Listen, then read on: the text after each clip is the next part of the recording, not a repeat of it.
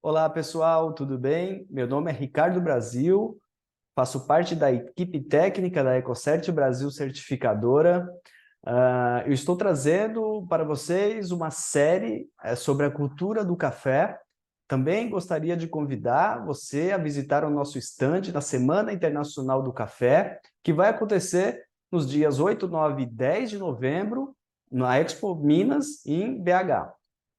É um dos maiores eventos mundiais do setor e a Ecocert estará lá. O Grupo Ecocert atua em mais de 130 países, através das suas 29 subsidiárias, e isso é uma grande vantagem. Entre elas, estamos sempre em contato e alinhados com os nossos colegas de todo o mundo, principalmente no que se refere à atualização de normas, implementação de normas, análise de produtos de interesse global, como, a exemplo, a cadeia produtiva do café. Vamos, então, para os nossos assuntos de hoje, passar aqui 10, 15 minutos tratando de temas importantes e relevantes para a cafeicultura. Nessa etapa de hoje, vamos conversar sobre as regiões produtoras do país, dados da safra de 2023, quanto de área produtiva, a produtividade nos principais estados brasileiros e, principalmente, os diferenciais que um café certificado pode ter e como que a Ecocert pode contribuir, oferecendo serviços mais ágeis, de alta qualidade para produtores e para cadeias de suprimentos. O café com certificação de sustentabilidade, ele tem mais qualidade, tem garantia de origem e rastreabilidade, apoia produtores, tem responsabilidade social com os trabalhadores e com as comunidades locais e tradicionais, tem garantia de mínimo impacto ambiental, entre outros ganhos. Nessa série, nós já pudemos ver que o café chegou no Brasil pelo Pará, nos anos de 1720, e logo em 1850, o Brasil já era o maior produtor de café do mundo e assim se mantém até hoje. Antes de alcançar esse patamar, o café brasileiro precisou chegar até o Vale do Paraíba, e onde encontrou condições edafoclimáticas favoráveis.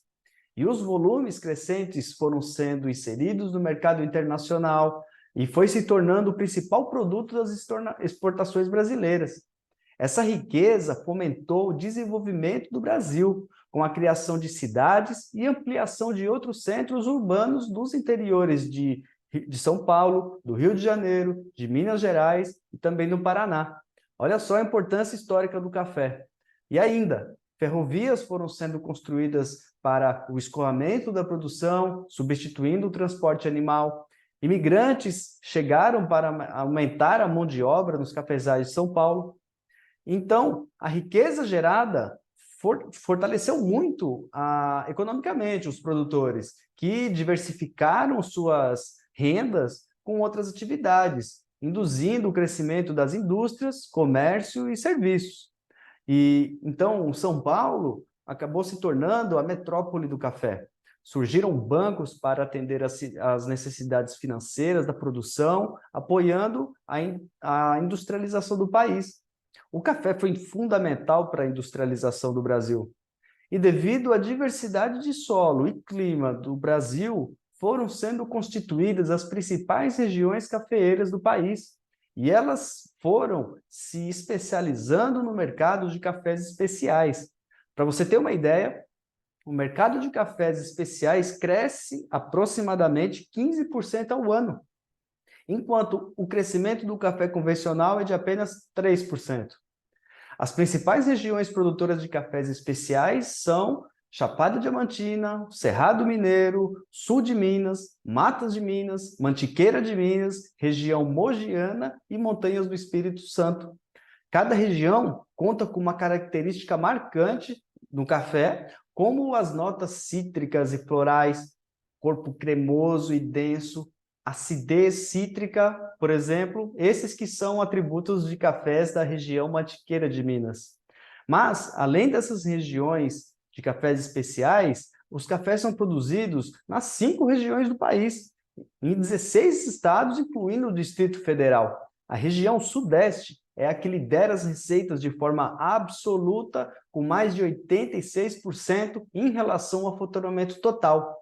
Depois da região Nordeste, aparece com participação de 6%, região Norte com 5%, região Sul com 1,5% e, por fim, a região Centro-Oeste com 0,9% em relação ao faturamento total do Brasil. Tá joia? Vamos analisar a safra atual, então. 2023 está sendo uma safra sob o ciclo de bienalidade negativa. Apesar disso, com quase 100% da área já colhida, é estimado crescimento da produção em quase 7%. Vamos analisar o que pode explicar isso. Bem, apesar de 2022 ter sido um ano de ciclo de bienalidade positiva, foi um ano de adversidades climáticas muito impactantes. Houve baixas precipitações, longas estiagens, temperaturas acima do normal durante grande parte do desenvolvimento das plantas, e isso aconteceu em várias áreas do país. Agora, em 2023, a área de produção do café aumentou em quase 2%, chegando em mais de 1.870.000 hectares. Em resumo, apesar do ciclo de bienalidade negativa, em 2023 houve aumento de área de produção de café e boas condições climáticas. E isso garantiu maiores volumes colhidos, com destaque para Minas Gerais e São Paulo. Apesar disso, o Espírito Santo sofreu uma quebra bastante expressiva, assim como a região da Zona da Mata, devido à estiagem prolongada e temperaturas acima da média. Agora, vamos analisar os principais estados produtores e alguns destaques, começando por Minas Gerais. Minas Gerais, em 2023, aumentou a produção em quase 29%, em comparação ao ano anterior, justificado pelo aumento de 6,5% da sua área de produção, e ainda teve um ganho de 21% de produtividade. Não foram registradas intercorrências de grande importância, a não ser chuvas pontuais e atraso na maturação dos frutos, que acabou retardando um pouco a colheita na região do Cerrado Mineiro. As condições climáticas favoráveis ao longo da colheita, de dias secos e ensolarados, favoreceram muito os trabalhos de secagem e beneficiamento do café, com bons resultados também para a qualidade da bebida. Já no Espírito Santo, como já foi colocado rapidamente, mesmo tendo ainda volumes a serem colhidos, está mesmo se confirmando a previsão de redução em quase 22%, estimando 13.000 sacas de café colhidas, causada pela estiagem durante o período de dormência das plantas e das primeiras floradas, entre maio e setembro de 2022. Também, como um aspecto negativo, houve registros pontuais de rajadas de vento nas regiões de maior altitude, resultando em intensa desfolha e reduzindo o potencial produtivo das plantas. Houve também registro de baixas temperaturas, e tudo isso associado ainda ao ano de bienalidade negativa, que é mais impactante no café arábica, em detrimento do café conilon. O café arábica foi o que mais sofreu, então, com tudo isso. A produção estimada, que está se confirmando, é de 2.800 sacas, mais de 34% abaixo do volume colhido na última safra. Já para o café conilon, a produção de 10.000 sacas representa uma redução de mais de 17% na produção em relação à safra anterior. São Paulo acompanhou o crescimento da produção de Minas Gerais, ao registrar o crescimento de quase 15% em comparação a 2022, mesmo com a redução diária, que foi um pouco mais de 9%. E isso aconteceu porque lavouras foram erradicadas, lavouras mais velhas foram erradicadas e lavouras que passaram por intempéries climáticas nos últimos 2 ciclos. Houve boa recuperação da produtividade em São Paulo, em mais de 26% em 2023. Agora, a Bahia está sofrendo uma redução de aproximadamente 5%, um pouco mais de 5%, mesmo aumentando a sua área de produção em 6%. A produtividade diminuiu em 10%. De maneira geral, as lavouras tiveram boas condições hídricas durante a maioria das fases. Até porque a grande parte das áreas na Bahia dispõe de irrigação. O problema foram as oscilações de temperaturas, que foram importantes e podem ter impactado no potencial produtivo das plantas, resultando na produção menor do que aquela de 2022. Apesar disso, não houve registro de dano sobre a qualidade do produto. No geral, o café da Bahia está sendo classificado como muito bom. Agora, indo para a região norte, Rondônia teve um destaque importante. Produzindo apenas café Conilon, está sendo confirmado o acréscimo de mais de 8,5% em relação à safra passada, mesmo reduzindo a sua área produtiva em quase 7%. O resultado positivo foi pelo ganho de mais de 16% na produtividade em relação a 2022, explicado e justificado pelas condições climáticas mais favoráveis, aumento do uso da colheita mecanizada e semi-mecanizada, renovação de áreas de produção, que passaram a utilizar clones com maior potencial produtivo, o melhor manejo das culturas e, finalmente, pelo fato de que a maioria das lavouras estarem equipadas com sistema de irrigação. Finalmente, a região sul, o Paraná, onde há apenas café arábica, estão sendo confirmadas as estimativas de crescimento na ordem de 45% na produtividade, justificado pelo retorno à normalidade, já que a região sofreu muitos impactos das condições climáticas da última safra. Mesmo com a diminuição de área em 5%, a produção em 2023 aumentou em 38%. As boas condições edafoclimáticas, em especial as chuvas mais regulares, justificam a perspectiva positiva do Paraná. Era isso. Bom, depois de vermos o desempenho da safra em alguns estados e regiões do Brasil, podemos resumir que a colheita da safra 2023 de café foi boa, por ser um ano de bienalidade negativa. A safra iniciou em março, aproximando-se agora do final dela, restando-se ainda pouquíssimas áreas para serem colhidas até o final do ano, principalmente no Espírito Santo. O pico da colheita aconteceu em junho e julho. A estimativa de produção do Brasil está mesmo se confirmando em pouco mais de 54,3 milhões de sacas de café.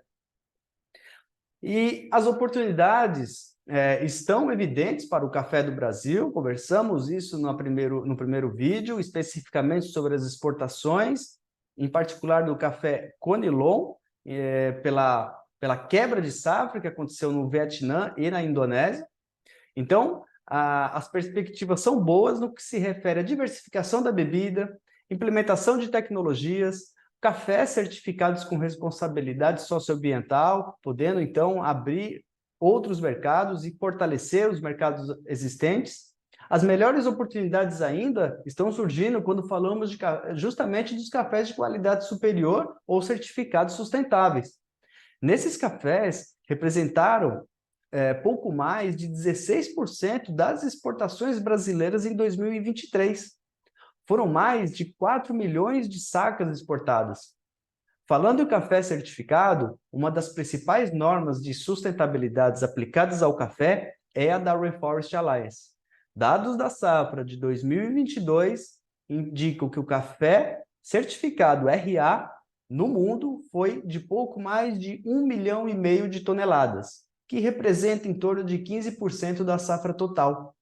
Já no Brasil, o volume de café certificado RA foi pouco mais de 370 mil toneladas, que corresponde em torno de 12% da produção brasileira.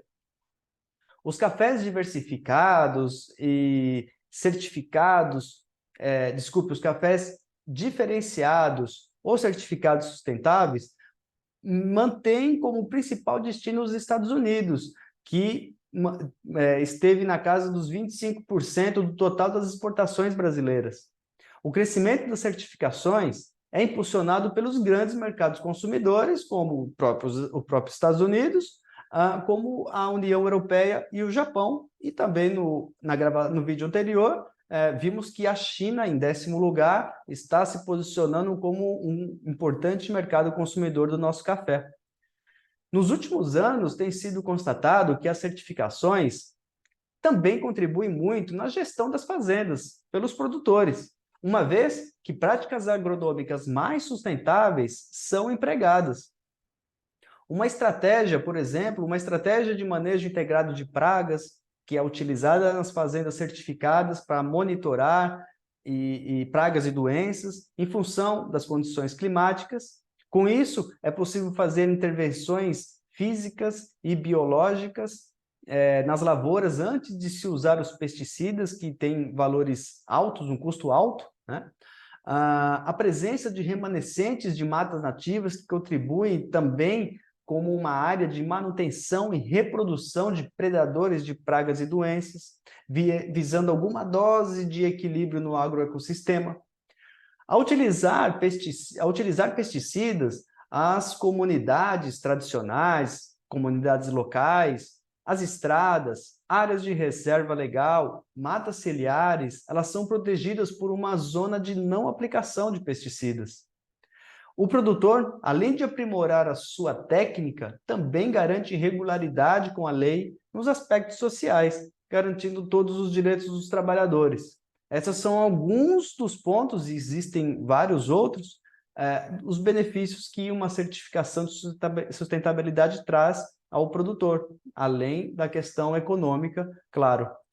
Tá certo, pessoal? Bom, era isso que eu gostaria de trazer para vocês hoje. Se tiver alguma dúvida, algum comentário, nos contate através dos nossos canais que estão disponíveis no site www.ecocert.com. Lá você encontra mais conteúdo, guias, passo a passo, para você planejar, nos contatar e receber uma auditoria de certificação. Nossa equipe técnica está disponível para auxiliar você a embarcar nessa jornada do café sustentável certificado. Nós temos um conjunto de serviços que são ágeis e da mais alta qualidade, em certificações socioambientais, de comércio justo, orgânico, agricultura regenerativa e o que mais você precisar. Tá legal? Eu fico por aqui, muito obrigado e até logo!